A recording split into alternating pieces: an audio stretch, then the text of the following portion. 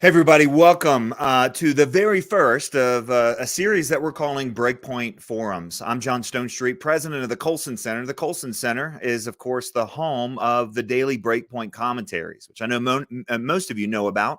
These are daily 3.5 to 6 minute commentaries on something that's happening in the culture from a Christian worldview. And the goal of Breakpoint each and every day is to connect the challenges that are happening in our culture with the eternal truths that come out of the true story of the world found in Holy Scripture. In other words, we believe that Christians can make sense of the world, even if it's super, super confusing. However, there are those topics that require a little bit more than those short commentaries allow. We've addressed the topic of Christian nationalism on a few occasions, but really wanted to dig deep, particularly as we head into a season in which we're called to be politically engaged. What does it look like to do civic engagement as Christians? And of course, we're coming out of a period in which any sort of civic engagement as Christians was quickly labeled in a prerogative or a derogatory way, such as Christian nationalism. So that's the conversation we're going to have. We're going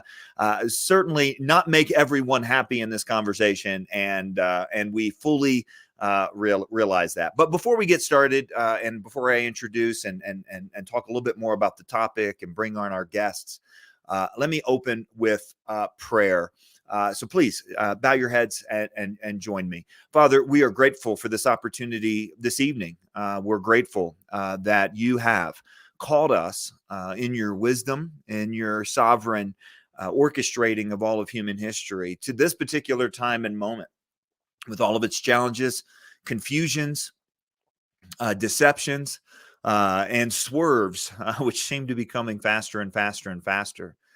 And what it means to follow you, Lord, is as big as the world itself, because you are the Lord of heaven and earth. So we want to do that with faithfulness. We want to do that knowing that even as we are obedient and do our best, it won't make everybody happy. And sometimes that'll be because we make mistakes. Sometimes that'll be because of a rebellion against your authority. So, Lord, we need a lot of wisdom to discern the difference between what is true and what is not, between language games and what it is exactly that we are called to think and to do, particularly in this sphere. I'm grateful for Rusty Reno and for Hunter Baker, men that you have called into yourself, that you've equipped for this kind of thinking. And I ask that you would give them extra doses of clarity. And for all those who are listening, the well over 2,500 people who signed up to join us for this conversation, I pray that you would, first of all, commit us before anything else to our Lord and Savior, Jesus Christ, and that our allegiance first and foremost would be to King Jesus, before any political system, before any temporal powers, and that we would do this for your glory. So we give you thanks for this conversation and this opportunity, and we give it to you now in Christ's name. Amen. Well, so our topic tonight is Christian nationalism, and in some sense, I think Christian nationalism is a title that, as you kind of trying to define it, could be like nailing Jello to a wall. It's used as a derogatory term for anyone who wants to apply faith to the public square. And on the other hand, there have been those who have just very willingly and excitedly owned that term and tried to define it in a way. And so the question for us is, how do we make sense of this term that's thrown around in all kinds of ways, but then also what does it look like to jump in and be civically engaged in a way that honors Jesus Christ? So that's our conversation tonight. I want to first of all welcome, and first of all, let me give you a little bit of a format. We're going to hear from our two guests, Rusty Reno and Hunter Baker, back to back. They're going to each speak for about 10 minutes, and then I'm going to come back and ask them a handful of questions. And then we're going to have a time where we entertain as many questions as we can that come from you.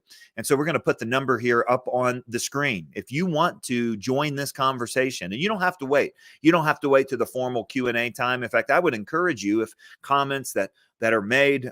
Spark a question or spark a point in your mind. Go ahead and text a question in to this number, 844-872-1088, 844-872-1088. We'll continue to put that number on the screen as throughout the night, but go ahead and if you want, take a screenshot of that. Or a picture with your cell phone. And again, go ahead. We'll take as many questions as we can. I doubt we'll be able to get to them all given the size of the group, but we'll do our best. And then we'll spend most of our time dealing with those questions. Well, let me welcome to the screen here my friend Rusty Reno.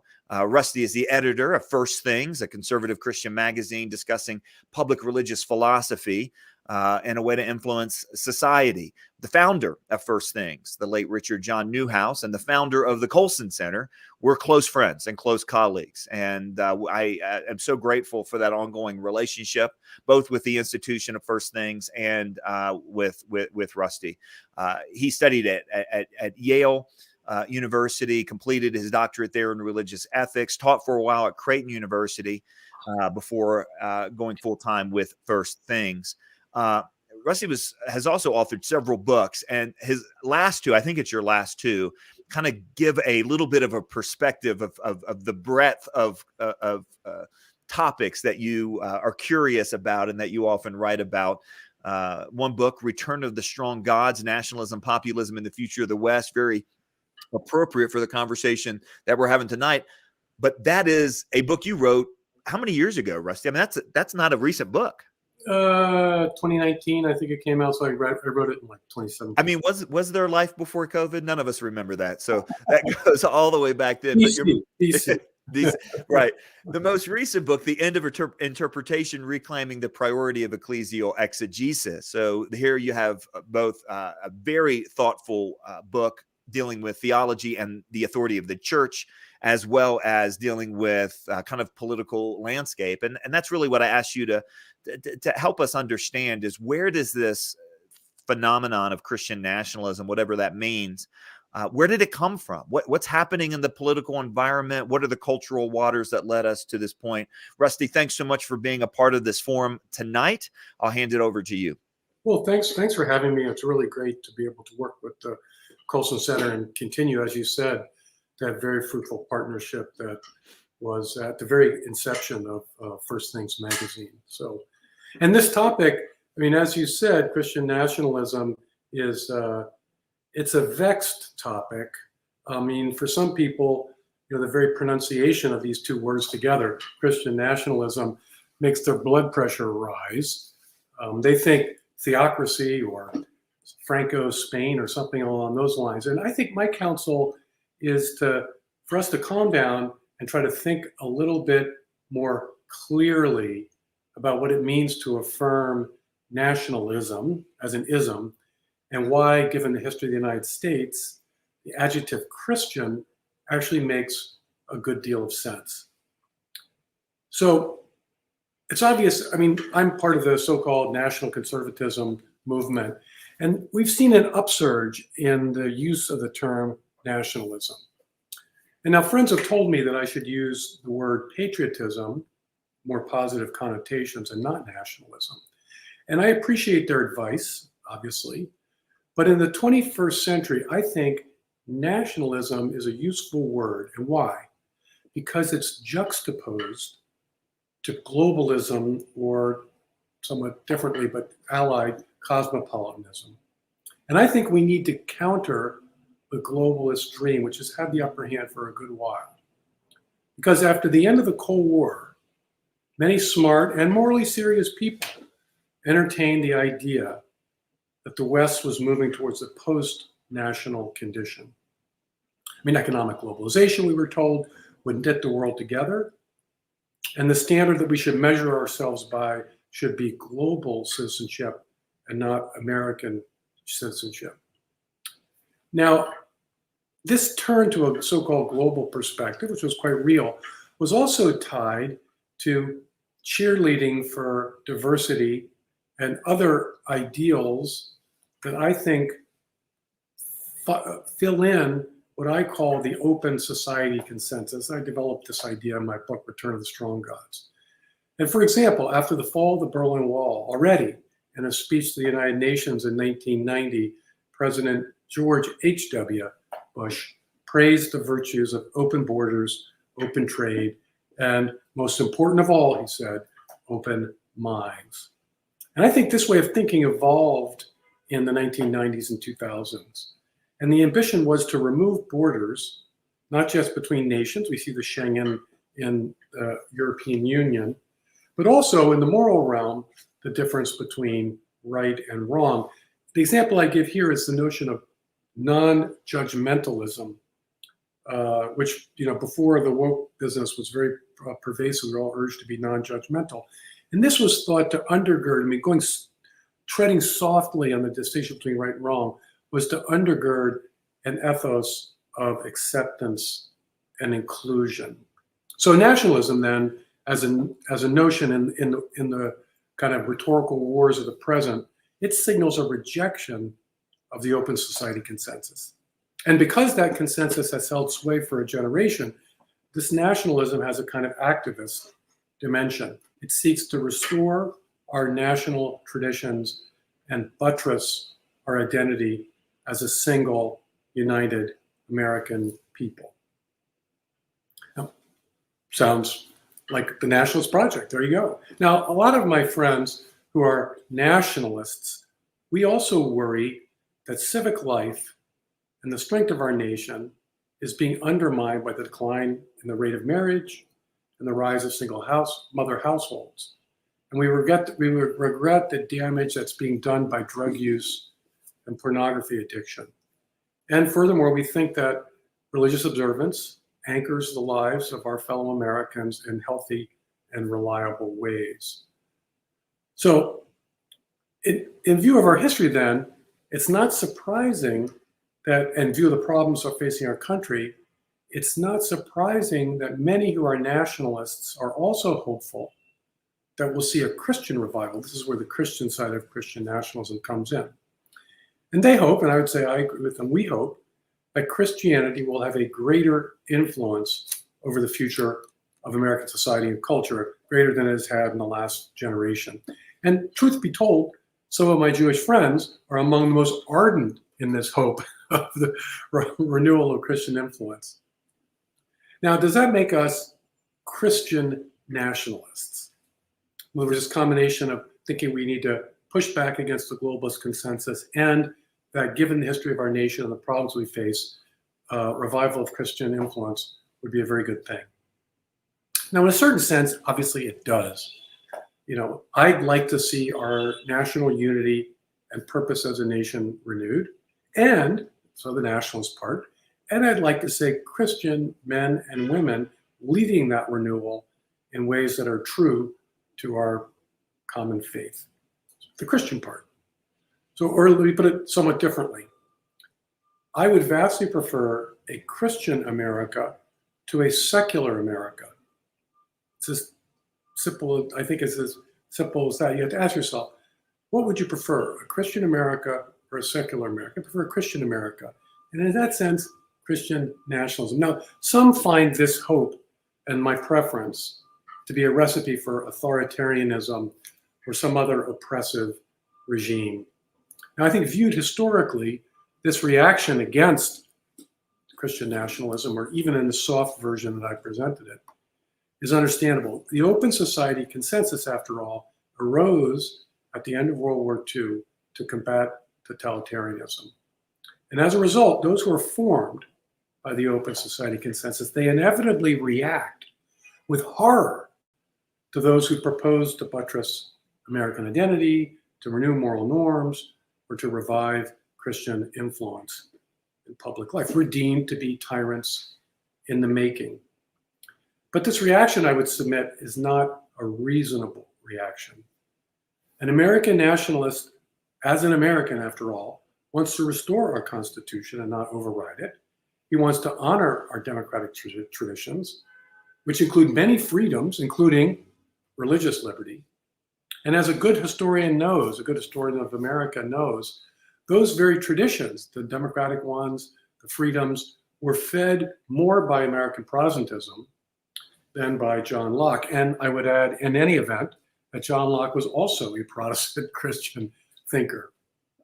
So it's just not reasonable to think that an American Christian nationalist of the sort I'm describing would be wanting to change our regime, because it's precisely the influence of Christianity that's had such a remarkable influence in shaping the American polity. Moreover, it's not 1939. We do not have paramilitaries marching in the streets. Instead, 100,000 atomized and demoralized people die of drug overdose every year. So the notion that America is on the cusp of a religious takeover is really quite absurd to my mind. Our problems are almost entirely the result of a runaway and overly dominant open society consensus. So let me conclude these observations with a simple final observation. Faithful American Christians have a variety of hopes for the future of our country. We are not homogeneous. I'm sure many people listening disagree about many things. And some bridle at the notion of nationalism. Fine. But for most of us, those hopes for the future of our country include a hope for spiritual and moral renewal, a renewal that will return our nation and our fellow citizens to God's intentions for his creatures. Now, how could a Christian hope for anything else for his fellow citizens and for the future of his nation? And in today's America, I submit, those hopes are at odds with a multicultural, and now we call it woke, vision of the future. That vision builds upon the open society consensus, even to the point of denying the difference between men and women. So I'll conclude by saying that it's this contrast between my hope and the vision of the future from secular progressivism. It's this contrast and the growing political conflict arising from this contrast. It's that contrast and conflict that puts so much heat into the question of Christian nationalism, a question that I don't think would have troubled the minds of folks, secular or religious, 2 generations ago. Thanks.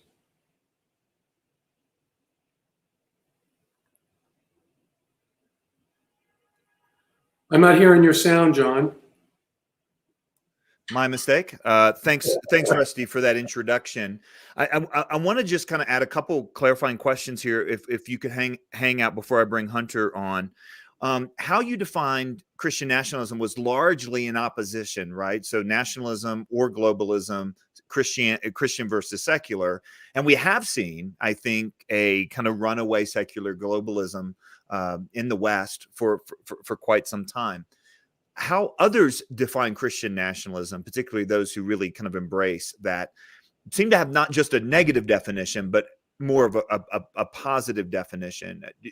Could you articulate, do you see any distinct differences between how you define Christian nationalism here in the last few minutes and some of the visions maybe by Stephen Wolfe as probably the most kind of prominent?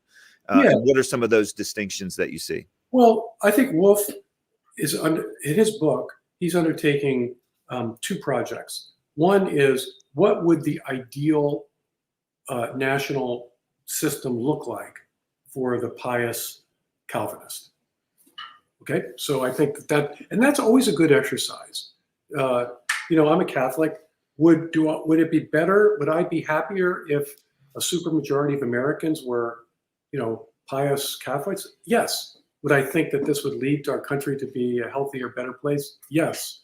But he wants to really work it out in detail. Like what would be the structure and law for such a society? And he also wants to defeat the notion that it's contrary to Christian belief to want such a society that's organized around theological principles. Okay. So I think so those are both, but then you say, well, but wait a minute. What kind of society do we actually live in, A?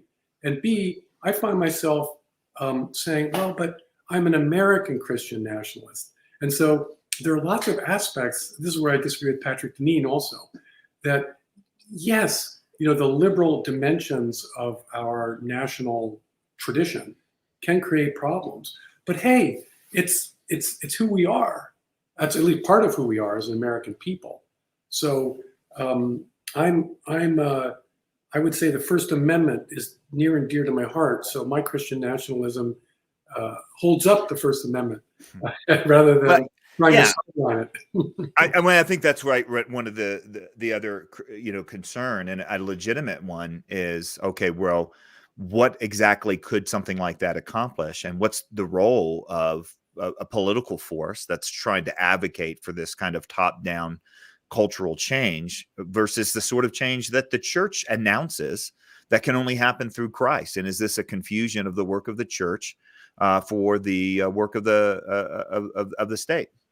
But in defense of Wolf, I mean, at least his project, even if I have many disagreements with the details of it, if I go into the public realm and I'm in the state legislature, I mean, surely my Christian understanding about the truths of human nature or the nature of history itself in God's hands ought to inform my voting on what kind of laws to pass. And we used to have, when I was a child, blue laws that just dramatically restricted commerce on the Sabbath. I think we should have, I don't think can we go back to that? Probably not. But I do think the state legislature in Colorado, where you're living, ought to limit, or at least the local Colorado Springs City Council ought to prohibit youth sports leagues from having practices or games before 2:00 on Sunday.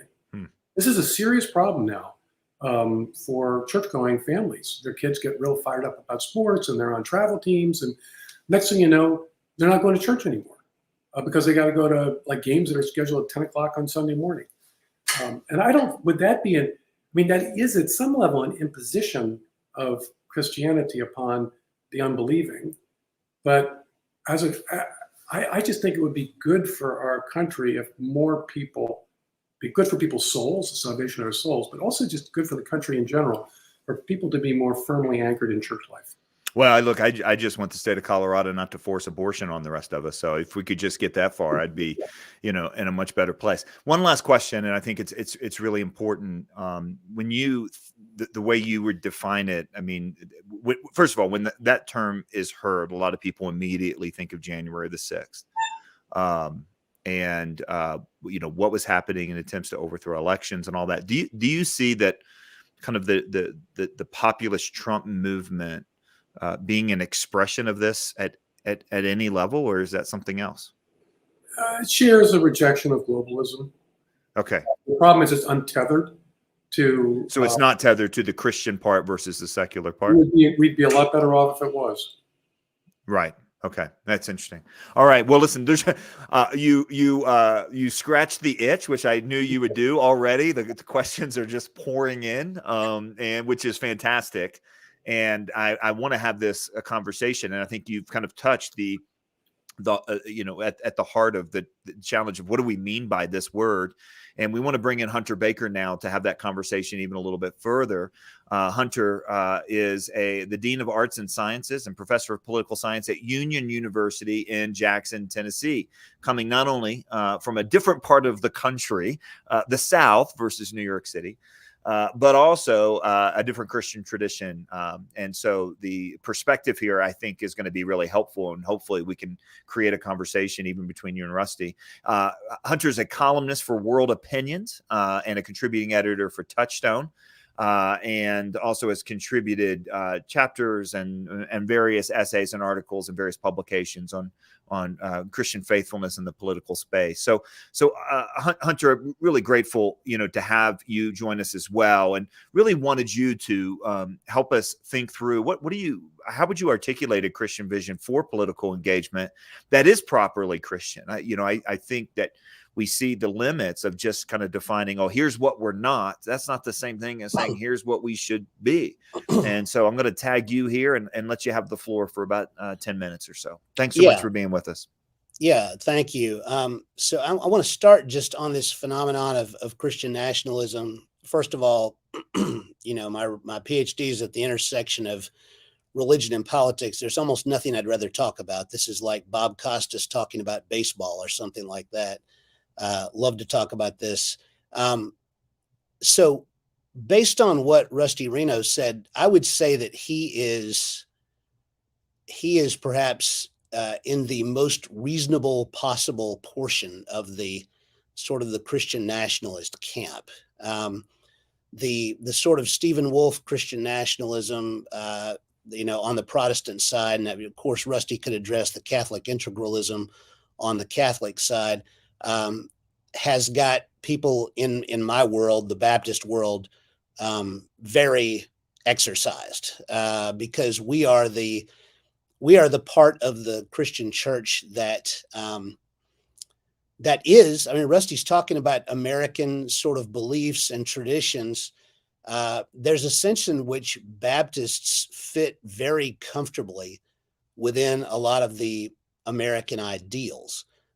So, for example, if we think about the church and state situation, in Europe 200 or 300 years ago, which is really the sort of thing that Stephen Wolfe is pointing to. I mean, he's very clear that he doesn't want to talk about those concrete examples, but he is using that as sort of his theoretical background. You have the church and the state working together in a partnership. Sometimes we call that the comprehensive vision of the church. So in other words, the church and the state comprehend everyone together. So in other words, to be born and to be baptized, to become a citizen, to become a member of the church, these things all happen simultaneously within that comprehensive vision. That's the establishment model, right? Certainly in colonial America, you have a lot of this establishment model, but we fairly quickly transitioned toward this more Baptistic type mode, at least politically, in which we get rid of established churches, and we instead have the model that I would call the regenerate model of the church, in which the church becomes a voluntary association, that people are not just automatically baptized, that certainly you don't have that same connection between the church and the state. Now, what Rusty's talking about in terms of the American heritage of is America, is the United States historically a Christian nation? Certainly, right? I mean, that's who people are. That's sort of the unofficial background of everything. The 19th century is a century in which the Bible, up to a point, has tremendous cultural prestige. Things. It's like George Washington and the Bible. These are the bulwarks of the United States in that period. But it was, for most of our history, it's not the case that the United States government is sort of the official partner of the Christian faith, nor is it seeking to officially establish the Christian faith or Christian institutions. And you have a very healthy institutional division, and I think that's very good. I think that we have seen that work well. We can be disheartened about this state of things in the United States right now. But the reality is, the church in the United States is actually quite vigorous in comparison with a lot of the rest of the world. For example, the parts of the West that had established churches, such as Western Europe, those are now some of the most secular places on earth. Whereas in the United States, the church is still quite vigorous. And as another example, in England, if you have friends in England, you can ask them how strong is the pro-life movement in England. Not strong at all, right? Doesn't even really have to be taken account of by the political parties. Whereas in the United States, we've seen the tremendous impact that the pro-life issue, largely driven by Christians and churches, has had on our politics. And I would say that's an example of this vigor of this more free, more voluntary type of approach. I would say that, so we think about somebody like Richard John Newhouse or Chuck Colson. What were they advocating for? They were basically advocating for the legitimacy of a Christian voice. So not so much for Christians to be able to dominate, but for the right to participate, for the right to speak in Christian terms in public debate at a time when there's a lot of language policing and arguments that you shouldn't bring Christian principles into the public square. People like Colson and Newhouse did that. Certainly, that's a lot of the tone of my earlier work, such as the book "The End of Secularism," that I'm basically arguing that that there is a legitimacy, right, to bringing Christianity into politics, and it's a very positive sort of a leaven. If you want to see a really good example of Christianity operating in politics, I would point to something like Martin Luther King Jr.'s letter from Birmingham jail, which has some really significant kind of Christian sensibilities. And, and when I've encountered people who argue for a very secular kind of political discourse, I'll just point them to King's letter, and they tend to kind of say, yeah, you're right. I mean, that actually is a very legitimate expression. Has meant a lot, achieved a lot. And I'm not sure in another nation with a different background that did not have that same sort of Christian heritage that you could do that. A person arguing in that way in a place like China might have an awful lot more difficult time getting any traction. So there's value to the Christian faith and the degree to which it has penetrated our culture. But this Christian nationalism is a desire to sort of return to this more official relationship. At least that's the way I see it. I mean, Rusty's talking about something different than what I see happening on the Protestant side. And I'll conclude with this. I think that Christian nationalism on the Protestant side is growing rapidly. I had a young man in my Sunday school recently tell me, he thinks he's a Christian nationalist. I gave a presentation to a group of pastors, and one of the pastors asked the other pastors, how many people in your churches are interested in Christian nationalism? And virtually all the pastors raised their hands. And I think that what they're referring to is this more muscular, statist kind of Christian nationalism that we see coming out of people like Stephen Wolfe. Thanks, Hunter. Let me ask you a couple follow-up questions as more and more questions continue to flow in. There's the number if you want to text in questions, 844-872-1088. I'm going to ask Hunter just a few clarifying points here, and then we'll take a quick little break to kind of gather ourselves and go through as many of them as we can, and you can continue to send them in, and we'll just get to them as many as possible. What did you give, if you would, do you think how you heard Rusty define Christian nationalism really kind of as, well, it's nationalism or globalism, it's Christianity versus secular.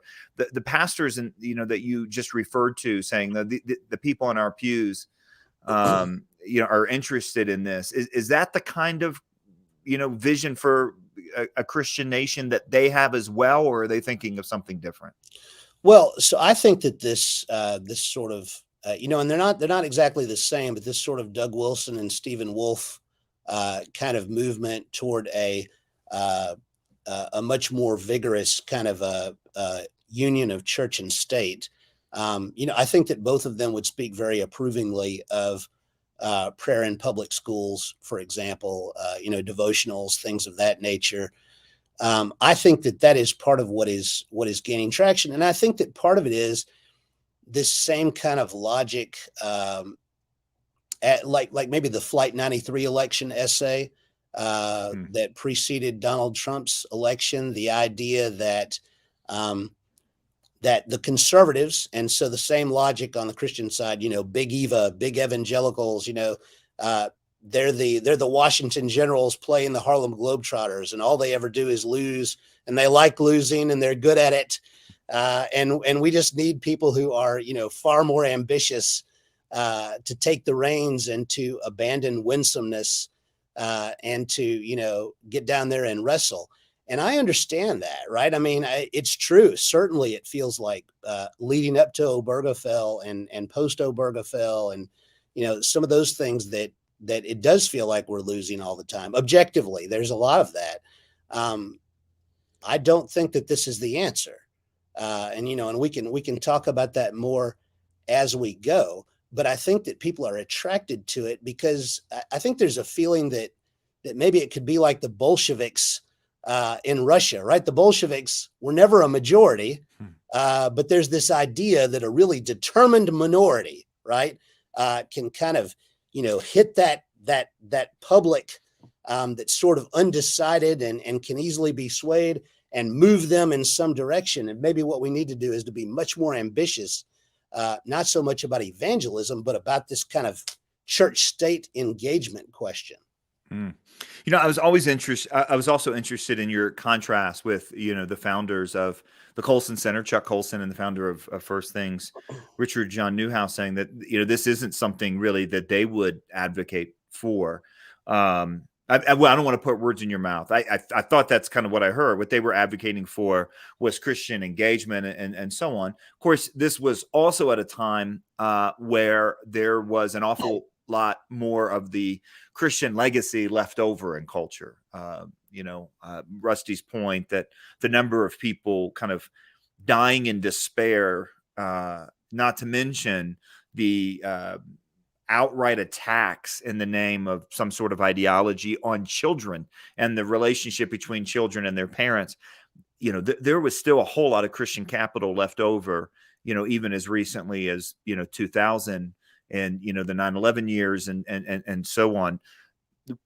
How do you think, I don't want you to, I have plenty of people that tell me what Chuck Colson would have thought about today and what he would have done. Trust me. But does that make any difference? Do you think the difference in context? Because that's the argument I often hear. The context has definitely changed, right? I mean, so at the time, just 15 years ago, we were still just having an argument about Christian engagement in the public square. We're still assuming at that time that everybody cares about things like free speech and religious liberty and questions of that nature. And we have moved into a different regime, so a lot of times you hear this post-liberalism discussion referring to people on the right, nationalists and people like that. But obviously there's also this very ambitious kind of thing happening on the left, this sort of highly polarized, woke sort of cancel culture thing. And so what's happening is, the middle is breaking down and we're entering into this sort of post-liberal culture in which neither side is necessarily all that invested in things like constitutional liberties and rights and some of these democratic values.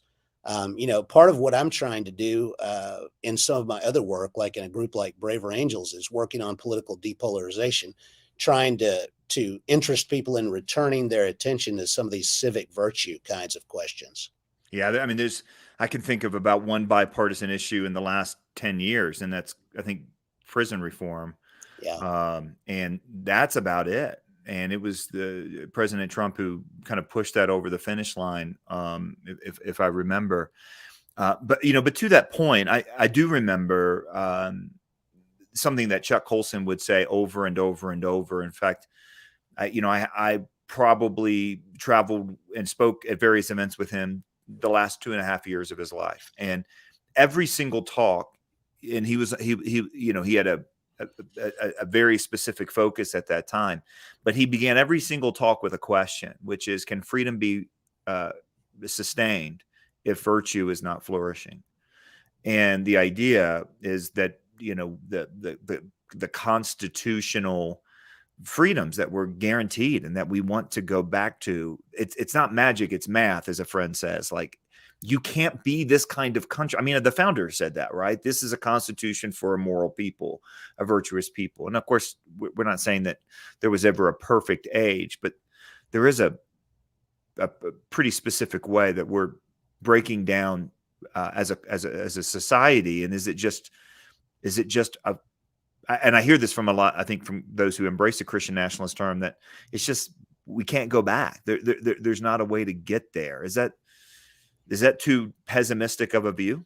Yeah, I mean, so I do think that that's a real question. I mean, so those of us who are old enough, it would be fair to say that we lived in a golden age with regard to some of these questions, right? That yes, we had polarization and we had biased media and things like that, but there was at least a substantially stronger attempt to control some of these things, to at least not give the appearance of them, to at least pay lip service to some of these ideals. And increasingly everything is going into kind of a gloves off mode. And where the way to get attention is to be more extreme and to be more aggressive. I'm not kidding when I say that one of the active debates that I have with younger Christians who are in this game is they find winsomeness to be a defect. Right. That's, I think that from the Christian point of view, that's a problem. Mm-hmm. All right. Well, listen, the questions continue to pour in, and I need to just a little bit of a breather here to curate some of those questions. So we're going to take a quick break and just 3 minutes. Don't go anywhere. There's going to be a video here to tell you a little bit about an opportunity through the Coulson Center. And I'm going to curate some questions, and we'll be right back with both Hunter Baker and Rusty Reno and continue this conversation.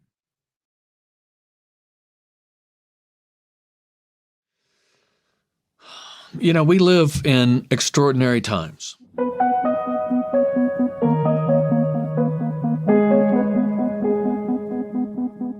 What the world needs, perhaps more now than ever, are men and women who are equipped in the ancient virtue of wisdom. Wisdom is an ability. It's a skill. It's the ability to discern what is true and good and beautiful. So many of the resources that we provide at the Coulson Center are designed to help the Christian know what they ought to think about a given issue. But for those that want to go deeper, the Coulson Fellows program teaches them how to think, so they can have that ability in themselves to determine what is true and good and beautiful. The Coulson Fellows program is a 10-month course in which individuals study what does it mean to live out a Christian worldview in their spheres of influence. The program is broken down into 4 modules. The modules focus on a Christian understanding of worldview, how culture informs us, current societal pressure points, and how we as Christians ought to walk wisely in our cultural moment. There's like a magic that happens with the Coulson Fellows. You're with a bunch of different Christians from different walks of life. You're reading all these wonderful things. You're hearing from all these speakers. Here you get to see the body of Christ represented in the people that are in the cohort. So we had everything from an individual that was a convicted felon to someone who is a doctor who had at one time performed abortions. A cohort is a group of individuals in a region who are going through the program together. They are led by Commission Coulson Fellows, and they meet monthly, typically on a Saturday morning, to engage the material so that you're not just ingesting the material yourself, but you're getting to talk through it with others who are participating with you. To me, it's been really exciting because you don't get to have these conversations in the real world with people with all these different perspectives. It's had a huge impact on how I think, on how I understand how the world thinks.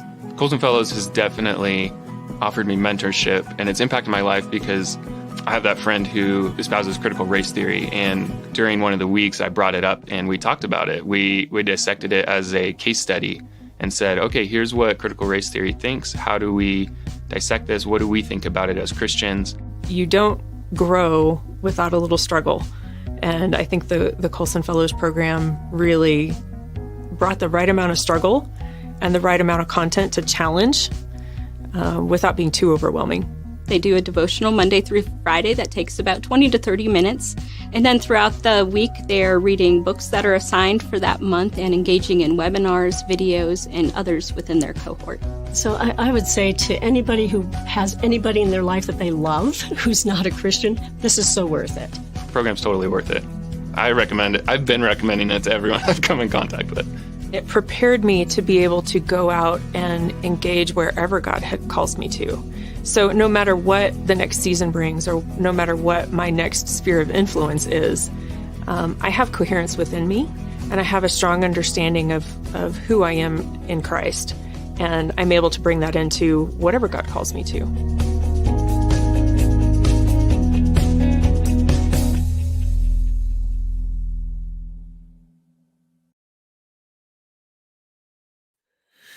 All right. Well, welcome back, everyone. I'm going to welcome to the screen here the Rusty Reno and Hunter Baker. Again, thanks for your presentations, gentlemen. We have some wonderful questions that have come in.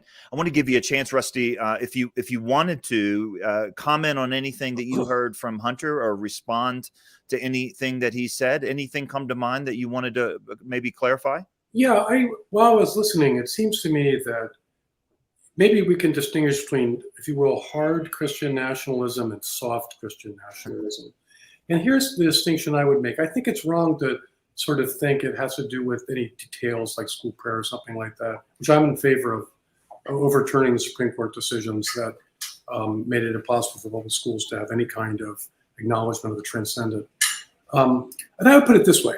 Hard Christian nationalism judges any society not organized in rigorous fashion according to Christian principle to be an illegitimate society. And I think that's what makes that kind of Christian nationalism hard. So should we be loyal to the United States of America in its current form? No, because it is not properly understood in this rigorous fashion a Christian nation. I don't hold that view. I hold the soft view that based on Romans 13, we should honor the authorities that God has established over us and try to work to make them better, more just, more faithful within the methods that are given to us in the political process. And I think this is what is going on, again, on both sides, as I think Hunter absolutely correctly said, in our polarizing moment. People on the left and the right, whether it's 1619 Project or a certain kind of hard Christian nationalism, they both judge, or Catholic integralism for that matter, they both judge our current regime to be illegitimate and unworthy of our loyalty. And that's a lot of young people, especially younger people, think our country's a mess, something's really wrong, and so it must be like deep in the DNA. We just got to do a kind of a great reset. And I'm congenitally hostile to revolutions, whether they be progressive or counter revolutions. Fair enough. Hunter, anything you want to say in response or to follow up? Yeah. So I think we could probably put three things out there. So first of all, I'd say there's the caricature of Christian nationalism, which is this kind of, I want to say it's Samuel Perry and Andrew Whitehead, the sort of conflation of Christian ideas with white supremacy and nationalism, that is then sort of the ultimate candy bait for any member of the major media, right? They love, oh my gosh, they love to write these stories about dominionism and white supremacy and, all this stuff like that. So there's kind of that caricature of Christian nationalism. I do agree that what Rusty was talking about, what he's calling soft Christian nationalism, that's another thing, right? I mean, so again, as I said before, you could certainly characterize the United States throughout most of its history as quote unquote a Christian nation, right? We could find presidents saying it. We could find the Supreme Court saying it. The United States is different from Europe. If we were to go back to Europe, starting with Kuyper, toward the end of the 19th century, Kuyper is naming his party the Anti-Revolutionary Party. What is the revolution he's against? It's the French Revolution, right? He's fighting against this secularizing wave in Europe. We did not really have to deal with that in the United States until really kind of now, right? I mean, for a long time, both the Republican and the Democrat parties would gladly be thought of as Christian political parties. And, that has increasingly changed, particularly as the Democratic Party becomes more and more secular in nature. So there's that, right? But so Rusty, to me, is kind of saying, let's try to reclaim some of that heritage that we had, that is a more sane heritage. There's more solidarity in it between people. There's a better basis for being a nation that way. And then there's this thing that we're talking about with Stephen Wolfe and others, and there's going to be a lot more published and spoken about. We had Joe Rigney leave Bethlehem College, where he was president, because he was taking on these Christian nationalist beliefs of the type that I'm talking about, where he was, publicly stating his belief in the Christianization of the civil order. So I would lay out those as kind of the three positions: the caricature, the soft position that Rusty talked about, and then this harder position that is either integralism or Christian nationalism from a Protestant perspective. Well, look, defining the terms is, a step forward from where most of us read our daily newspaper. So I think that's, whether it's the hard and the soft or the caricature hard and soft, I mean, that actually is pretty helpful. There was a lot of questions that came in, and it's hard to know where to start. So I'm going to start theologically here. How do eschatological views play into how you think about, these sorts of issues, and whether there is such a thing as a Christian nation, and whether, an effort to restore a Christian nation is legitimate or not? Go ahead, Rusty, go ahead. My kingdom is not of this world, Jesus tells us. So the church is, strictly speaking, the only Christian nation. It's the only, if you will, gospel.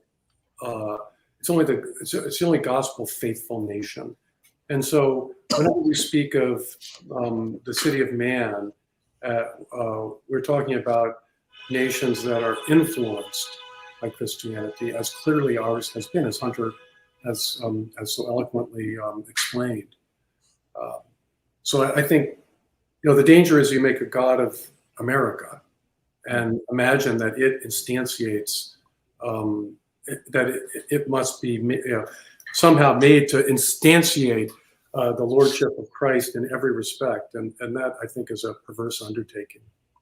That's interesting, Hunter. I want you to answer this question, but this kind of spurs another question, Rusty, because I wonder if some of the folks here are surprised that you just said that, because I think one of the questions is, well, isn't Christian nationalism really just idolatry, putting the state in the place of Christ? You've advocated for Christian nationalism and then warned of idolatry. So how do you put those two things together? All of our natural loves are subject to the perversion of idolatry. So you can make an idol of your marriage and put your marriage. I mean, Jesus warns us we have to be prepared to hate mother and father, brother and sister.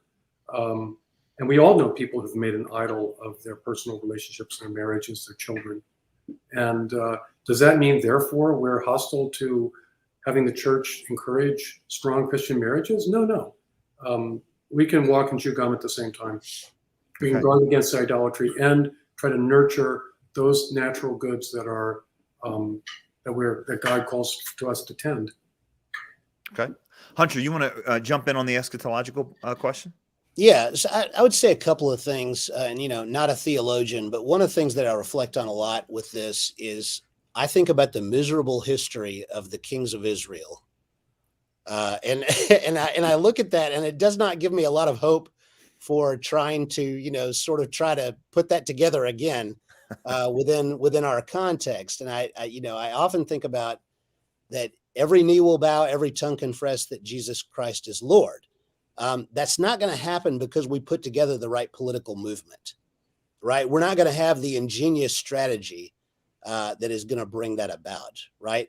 That's going to be an irresistible sort of consummation of history when that happens. So it won't be us. So I guess I would say, eschatologically thinking, that is the only sense in which I would expect to see something like a true Christian polis emerge. But I would say that even the hard Christian nationalists they're aware of this distinction between the kingdom of God and the city of man. So the question is, to what extent should we use the political process to try to create a congenial environment for the church to proclaim the gospel? Well, Rusty, We have tax-exempt status for churches. For instance, if you're a pastor, you can get a visa to come to the United States in a very expeditious way, which is not true for other professions.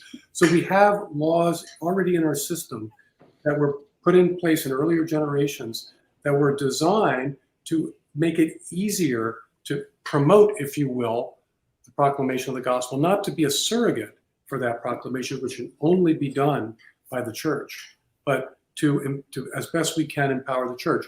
And now the question is, how far do we go in those methods? And I'm in favor of, thinking creatively and how can we encourage church life, Christian faith, within the confines of our very best constitutional traditions. So, Rusty, here's what I would say. As I read somebody like Stephen Wolfe, I hear him saying things like that we are looking for a government that will not only attempt to bring about earthly good, right? Not only bring about sort of, or as you might put it, natural law good, or somebody might say common grace type good, but also heavenly good. That the government itself would be charged with bringing forth both types of good, right? Earthly and heavenly good. And to me, that's going too far. No, but the government is responsible in many respects for directly promote earthly goods. But it's obviously the case that the government has an indirect should.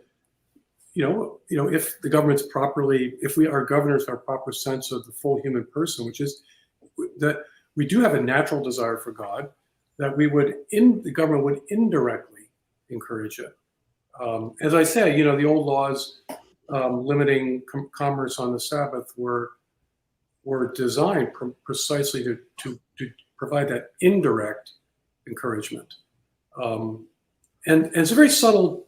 It's all very subtle. The question is, it's a question of degree, and reasonable people can disagree about how much and how far the government should go. But I think we could all agree that our political leaders ought to be thinking it is good for the souls of my fellow citizens if they were to stumble into a church sometime. And gee, how can I make that more likely?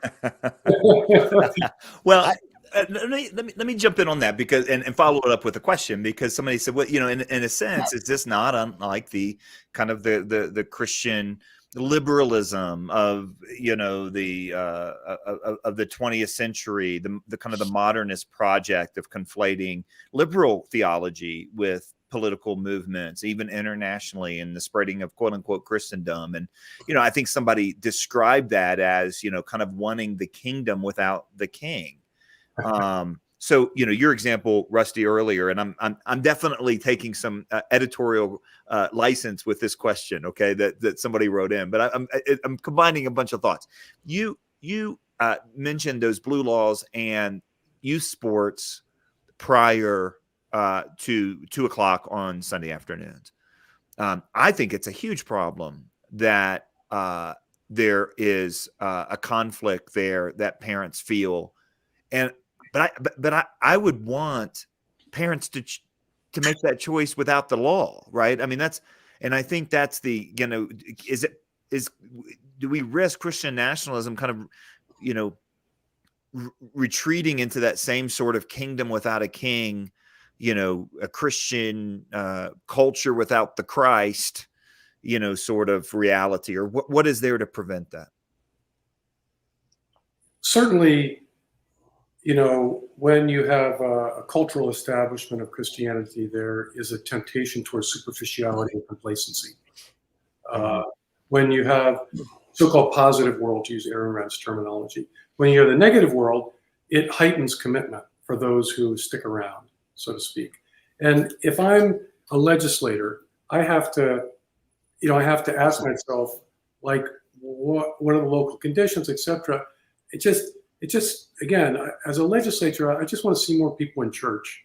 As a pastor, I leave it up to the pastors to, deal with superficiality and complacency. But I don't see it's the job of government to make being Christian difficult. So why wouldn't why wouldn't I want to make church attendance easier for people as a legislator? But fully acknowledging that for every action, there are always downsides. Yeah. Hunter? Well, I would just say, I mean, I think that Rusty is not wanting to go to the extent that some of the Christian nationalists would go, right? I mean, so even the Baptists, who are the church-state separationist supreme, well, outside of the secularists, right? I mean, within the Christian world, we're the ones who want to separate church and state. But even the Baptists, early 20th century are in favor of blue laws, right? In favor of some of these things. But where it starts to get sticky is the degree to which you would not just make it easy to be a Christian, right? But to attempt to take the matter in hand to some degree, right? To compel attendance, to compel some kind of participation, to punish blasphemy or heresy, those sorts of things. And I think that many of at least the hard Christian nationalists, as maybe our conversation would have it, they are quite ready to do that. I'm ready to punish blasphemy. Okay. Heresy, not so much, because we fall upon each other. Since, in other words, the divisions of Christianity in America are so extreme that it would be impossible and absurd. But I think I don't know how I would work it out, given the realities of our country. But again, we have a natural duty to render unto God worship. And I think, obviously Jews, Muslims, Christians, and we can fight among ourselves about the proper nature of worship and the nature of God. But blasphemy is also a kind of violation of the natural law.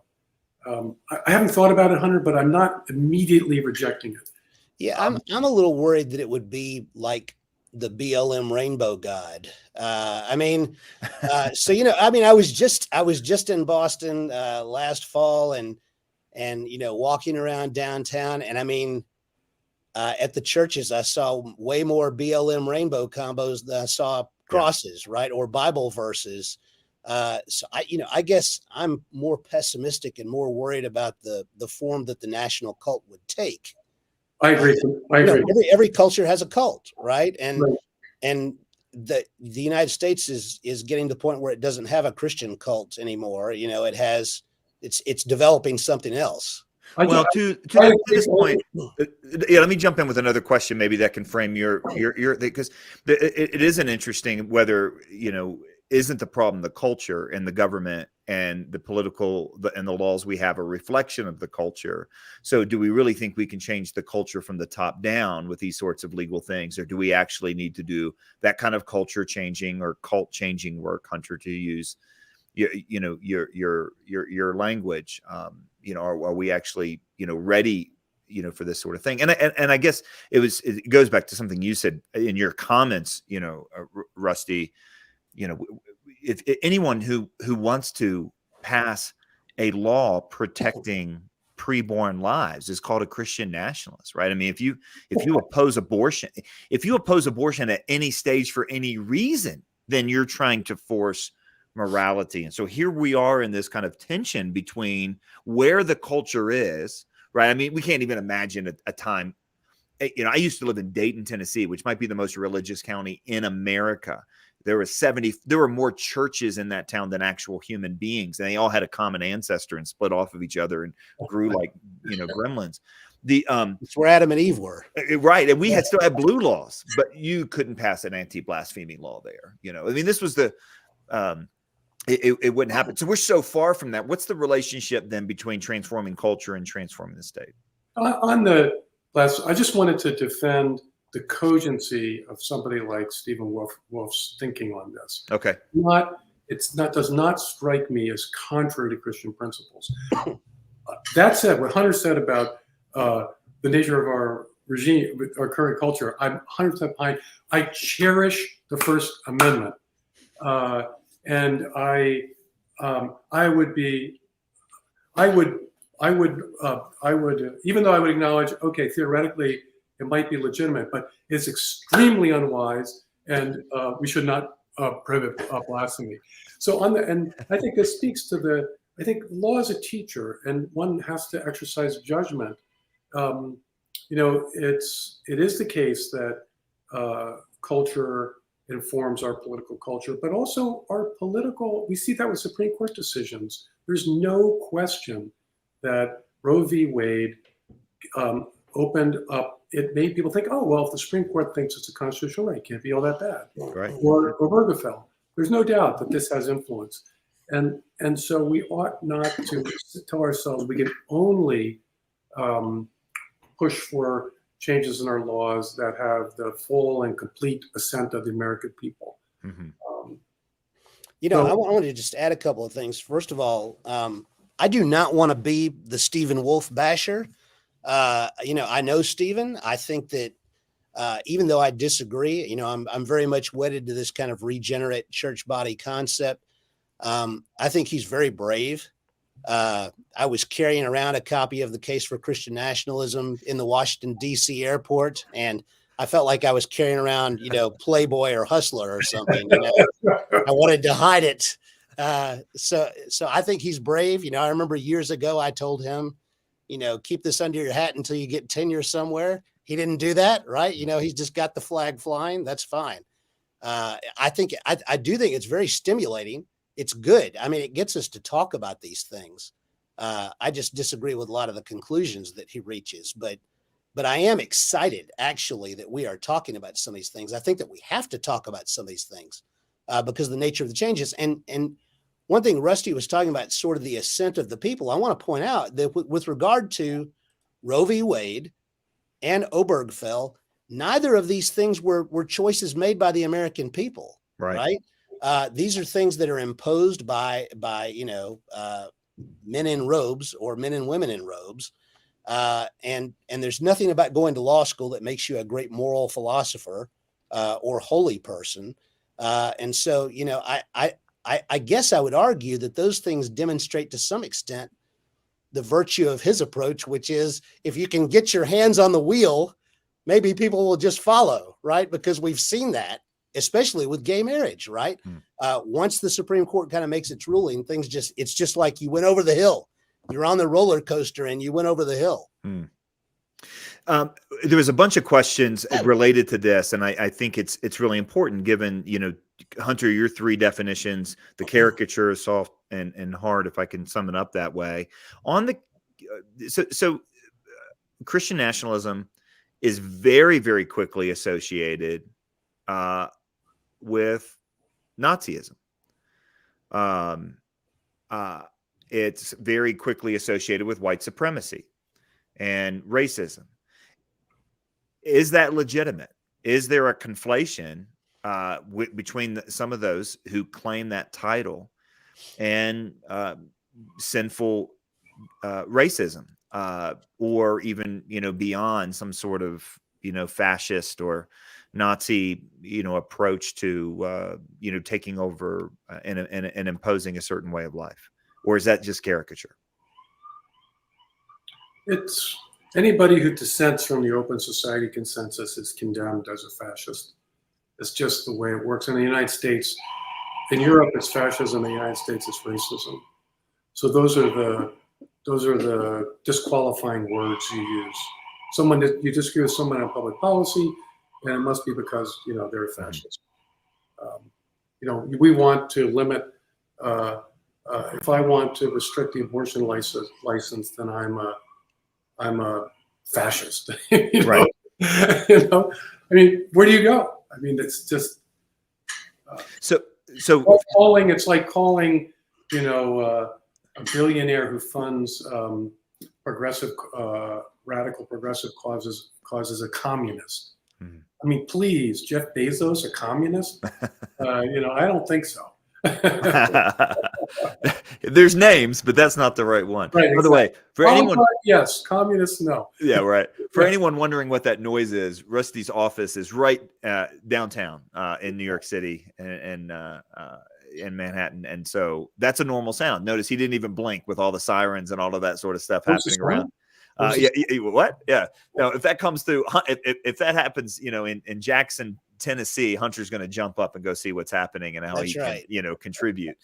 Rusty's just like, this is just another day, another few moments here in New York City. Okay.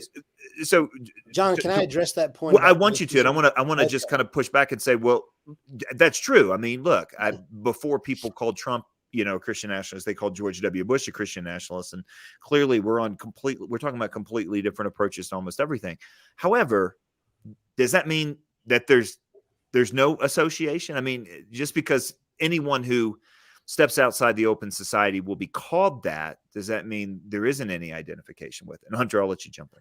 Well, so let me kind of lay out the groundwork. You have different people writing about this. Russell Moore, who will say things like they're trading the blood of Christ for blood and soil, right?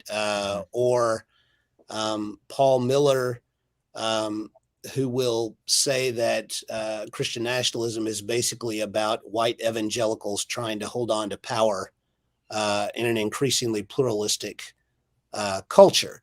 And it annoys me, it irritates me when they talk that way, because I feel like it's unfair. I feel like that there are serious ideas that people are dealing with here that are not necessarily just so gross as crude racism. That having been said, I think that you take the kind of thing maybe that Wolf does, and you can see it. So, for example, Wolf will talk about sort of the greater love that you would have for those who are near and dear, the greater love that you would have not only for your family but for your local community, for the people in your country, right? And those are interesting questions. I mean, Christians, generally speaking, we think in terms of the brotherhood and the sisterhood of men and women under the fatherhood of God. So where, I mean, nobody will flinch if I say that I have a greater duty to save my daughter's life than some stranger on the street. But if I say you have a greater duty to save an American's life than a Mexican's life, then that starts to be I'm not so sure about that, right? Theologically, I think he might almost defend that sort of a distinction. And that may be the kind of thing that gives rise to these sorts of charges from people like Moore or Miller. But wait a minute, Hunter, you would say that we have a greater duty to defend the lives of our fellow Americans than to defend the lives of Mexicans. No, well, let's put it this way. When Mexico was attacked. Are you asking the question as the military has a greater response? No, I'm talking about just anybody, right? So if I go down to the beach in Pensacola and there's an American drowning and a Mexican drowning, do I have a greater obligation to save one than the other? I think that Wolf might almost say yes. And I'm saying that within the Christian frame, I'm not sure that really there is a yes answer to be given in that situation. Yeah, I think there's a family, nation. These are natural loves that properly order our duties and responsibilities, so that I may have a duty to volunteer my children to defend our country, but I certainly don't have a duty to volunteer them to defend Great Britain or whatever. And I think that's a lot of. Anyway, I think there. I don't see that as again. We face the problem of idolatry. Natural loves can always be disordered and be confused with the highest and supreme love, which has to be for God Himself. And we have to. His lordship is overall. But I think I worry about iconoclasm, which is also an equal danger to idolatry, where we destroy the possibility of idolatry by destroying our natural loves. It kind of depopulates the world and makes it kind of a dreary life, and without any of these natural loves. Okay. Go ahead and put the question, the number back up on the screen, if you would, Jack. This is, if you want to text in your questions, 844-872-1088. We still have a number of, I think, terrific questions to get to. Russ, this is for you. In a pluralistic society, in the example then, in terms of reinstating laws, at times then, you're not just talking about dealing with secularism, you're then isolating other religious groups. So in a pluralist society, if you reinstate blue laws, then you would have to outlaw sports teams on Saturday in order to accommodate Jews for the Sabbath, or Muslims, Seventh-day Adventists. So how do you kind of, thread that needle? You got to balance what's best for the majority with what's needed to accommodate the minority. You always have to achieve that balance. I mean, in New York, there are accommodations for Jews, Orthodox Jewish communities to establish these boundaries in their neighborhoods so that they can, celebrate the Sabbath and visit with each other in accordance with Jewish law. So you have to, that if satisfying the demands of the majority can only be legitimate if it only imposes a reasonable and moderate burden upon the minority, it seems to me. Well, we're not obligated to satisfy every group under the sun. You have to make these judgments. I want to say this. I mean, so this is very, to me, that's an opinion very squarely from within this kind of soft Christian nationalism perspective that you've put out there, right? I mean, that's a very John Courtney Murray, we hold these truths kind of a perspective, religious liberty, right? Like classic, honest to goodness, religious liberty for which everyone has lost patience, right? I mean, it just feels to me that so you take something like our controversies that we've had over people like Jack Phillips with Masterpiece Cake Shop, right? Mm-hmm.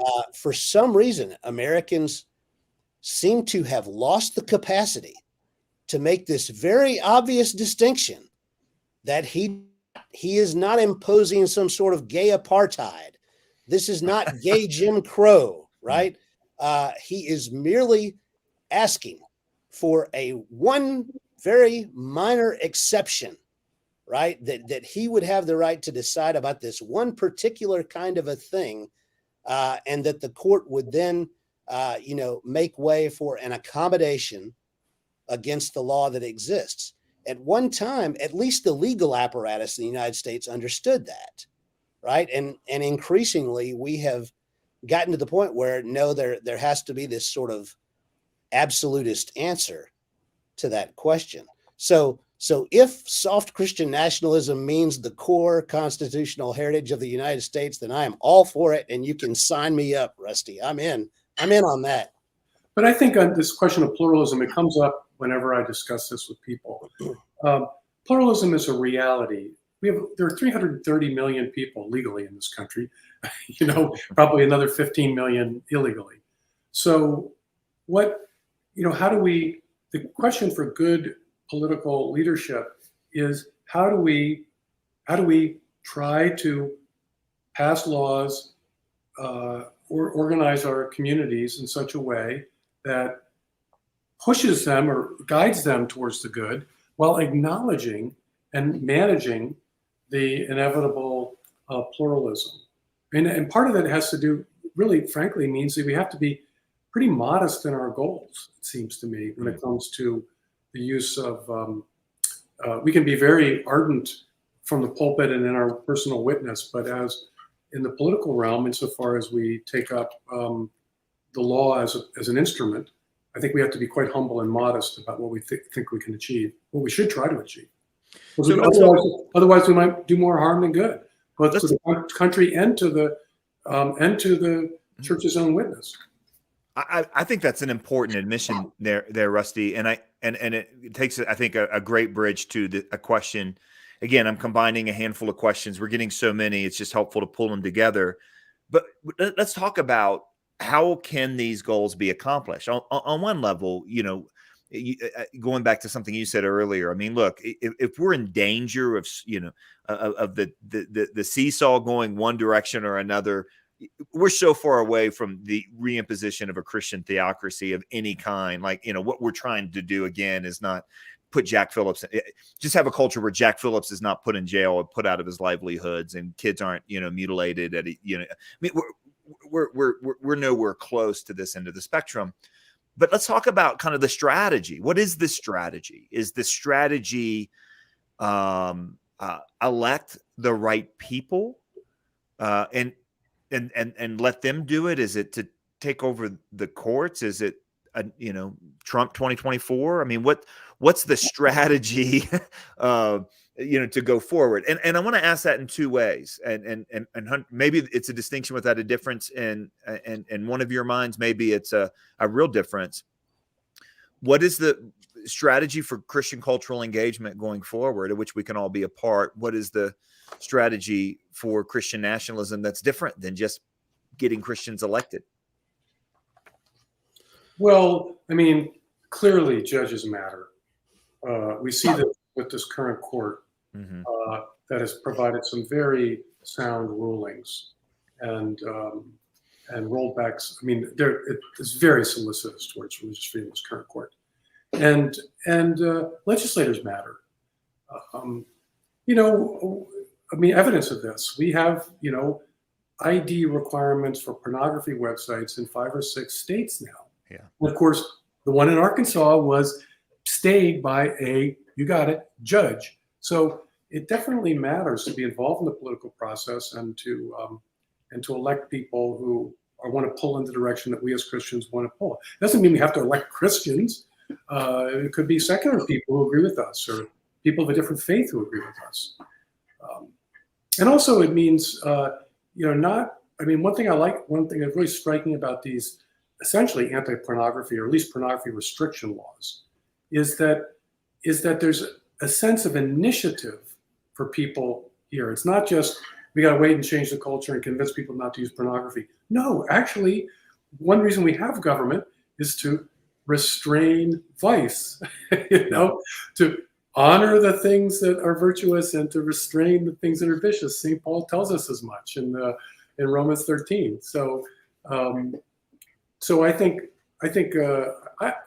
I'm not as pessimistic as a lot of people are. I think there is a rising tide of prudent, wise efforts to legislate against the excesses of a kind of secular and progressive outlook that I think has gone way too far in deregulating our society. I would just say I think that people in the church need to not give in to despair. I think that despair is causing a lot of the extreme conduct. And I would sort of put my hopes in long-term efforts. I think that we need to really return to teaching young people about civics. I think that civics is something that we were serious about when I was a kid, probably because of the Cold War and things of that nature. And now it's not. Now it's a subject that's taught by somebody who's an athletics coach and, hands out busy work for kids during the period. I think we need to really go back to teaching people about civics, about the American system, about our constitutional rights and liberties, and encouraging people to develop civic virtue. We can't help but improve the outcomes if we'll do that. So let me then go back and speak to the limits of this project, and this could be another way of just asking the question someone said, so draw that line. Where's that line fit between church and state? And I guess at some level, Rusty, to say, look, judges matter, and we want to restrain vice, and we want to back up, this kind of predatory porn that's been plaguing our children. And, that's not Christian imposition. That's just wanting to live in a better world, like a world without a country without genocide is better than a country with genocide, right? I mean, this shouldn't be a hard math problem. But, you kind of said at the beginning, now we, let's reinstitute blue laws. Let's also be on the offensive. And maybe is this a question? Is this the difference between what's possible and what you'd like to see, or where is that line then between what the church accomplishes and what the state accomplishes? Yeah, it varies. Obviously, we live in a complex ecosystem. The church is a hugely influential institution in the lives of the people who are committed. And arguably, it remains the most powerful grassroots organization in American society. I mean, a lot of progressive organizations are astroturfed, but the churches are not. And so we should recognize, and I think I'm with Hunter here. I mean, that should be our primary focus, is to strengthen our church communities so that we and our children and our grandchildren are properly formed in the faith. Politics is just not really a primary vocation for very much, shouldn't be a primary vocation, except for the people, and there are not many of them who are called to that. So I would counsel people to don't over-invest in, whatever the evening news is and the latest issues, because I think it can lead to despair, and it distracts us from the things that matter most, which is our families and our faith. I would just add that so this unofficial establishment in America's past that we've talked about, that was a reflection of the people, right? That was not something that the people were being pushed into. I think that's who they were. And I think that maybe we're not that now, right? I mean, we have become different. And I would just say that the United States is a mission field now. We have to re-evangelize the United States. So, just giving you, Rusty, your response, that sounded a little bit like the Benedict option. And that question came up. So, what is the Benedict option? Yeah, well, the idea of strengthening institutions and so on. Rod's not altogether wrong on that.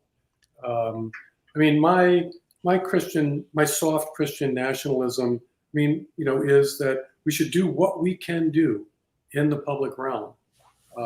And as I said, it's limited by the nature of our country. As Hunter exactly says, it's very different than it was for our grandparents. And so, for me, I certainly look to the church as the I want the church to be. I'm very much a patriotic American, very much formed by our country. But I want to be formed more by the church than by the United States of America. So that's my personal project. I think it should be a project for all Christians. We better serve our country if we're more fully formed as disciples of Christ. Yeah, I don't think that's a controversial statement at all, Hunter. I agree. I think we agree on that point. Yeah, questions of loyalty. So that has a lot to do with what is it.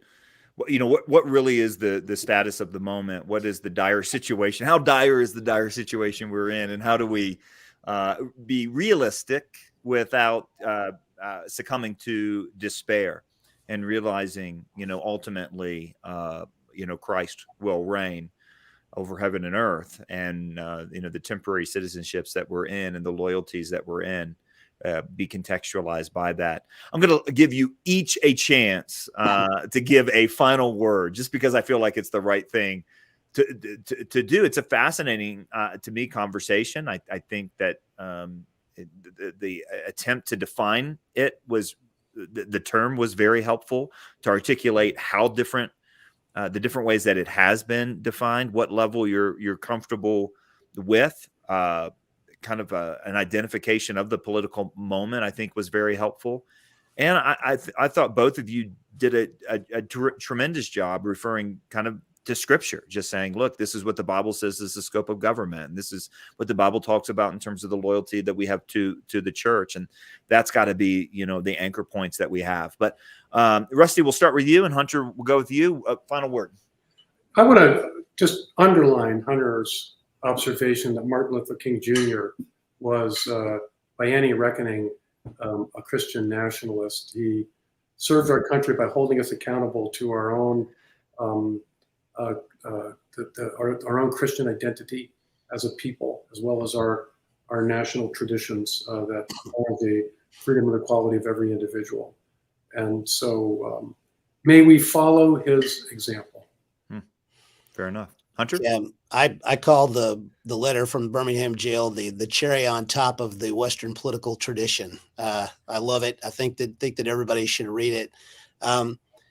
But I would just say that that despite, I have kind of sounded some warnings in this conversation, but again, I am happy that people are talking about this. I am glad that we're having this conversation. I'm glad that people are talking about it in churches. These are challenging times for faithful Christians. And so it is right and reasonable that we would be having these conversations. And I'm happy that people like Stephen Wolfe are talking, and Doug Wilson and Russell Moore and Paul Miller and the rest. I hope that iron will sharpen iron, and that we'll arrive at some good thinking. Yeah. Well, listen, I echo. Then I'll close with a quote from Chuck Colson, probably the one I keep going back to more and more, which is, what our world needs now most is for the church to be the church. We can't be too surprised when the world does the world, but man, it's a problem when the church is like the world. The church needs to be the church, and I think that is a framework. Hopefully, that is helpful. Let me just, as we close up, first of all, say thanks, Rusty, Hunter. You guys are friends, colleagues, and sharpeners for me and for the Coulson Center. So thank you for your just incredible contribution tonight. Grateful to have you both on here. Thanks to everyone who signed up and joined us, and the questions that came in. We got to as many of them as we could, and I tried to advance that conversation, and hopefully that was helpful. You'll receive a video recording or a link to a video recording if you signed up for the webinar in order to view this. Feel free to take a look at this and share it with others. We'll be happy for you to do that. And then last thing, if you want to join another conversation coming up this Tuesday, the Coulson Center has a series in partnership with Focus on the Family called Lighthouse Voices. This is a live event if you're with us in Holland, Michigan. Otherwise, it'll be live stream on Tuesday. And that is a conversation with Dr. Abigail Favale on feminism and the history of feminism and her journey to feminism and back again, I guess we could say. It's a wonderful story, and I think it'll be a wonderful evening. That's coming up this Tuesday. Not too late to sign up for that. And don't forget, if you are not subscribed to the Breakpoint podcast, that's what really this Breakpoint Forum is, a deeper dive into some of the topics that we cover every day through our Breakpoint podcast, a daily commentary on the culture from a Christian worldview that was founded by Chuck Colson and that we carry on. And the goal is to hopefully generate a lot more light than heat. Although, given some of the questions that came through, we did both tonight, which was good. Thanks, everybody, for joining us.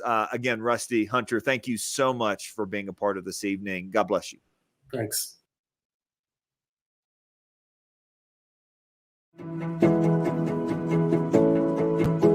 The culture's really disorienting right now.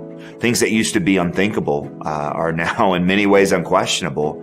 And a lot of us feel dizzy about that, especially those who care deeply about truth. How do we respond? And I want to share truth with how do I do that? What's the connection to what is true? How do I understand this thing that happened, or this story, or this new whatever, to the eternal truths that are grounded in God's story? That sort of clarity is what people say that they find in Breakpoint.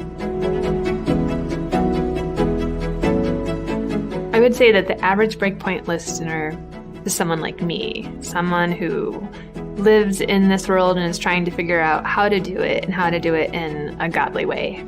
I see people using Breakpoint in their daily lives as almost like a little liturgy, like it's a habit to hear these good words and this encouragement and this discernment. And so it helps you to have sort of a new spiritual habit to encourage you for the day and to challenge you and for you to share with your family and friends. Being able to have a daily dose of sanity in one way, being able to have a daily grounding in Christian truth that connects God's story that is true with a capital T with the reality on the ground in this cultural moment, they find invaluable. They want to understand some of these big ideas that are affecting culture and how to engage with them. We want to say, here's maybe a little definition, but this is what the Bible has to say. This is what Christian history has to say. You can influence this culture, and there's hope. You don't have to despair. You don't have to go hide in your house. You can go out there and do something that can help redeem culture. A win for us is when something that we present helps someone who loves the Lord deal with a point of cultural confusion or cultural crisis. In other words, when what we say actually helps someone think more clearly, have more confidence in the gospel, and have an important conversation with someone that they need to have an important conversation with, and that's a win all the way around. Paul's super clear about in 2 Corinthians 5 is that if you've been reconciled, you're to be a reconciler. So having that clarity of what's happening in the world, confidence that the gospel is the bigger story, that we are part of a kingdom with a king, and that future is secure, then that gives us the ability to approach what's happening in the world, as crazy as it gets, with a whole new posture.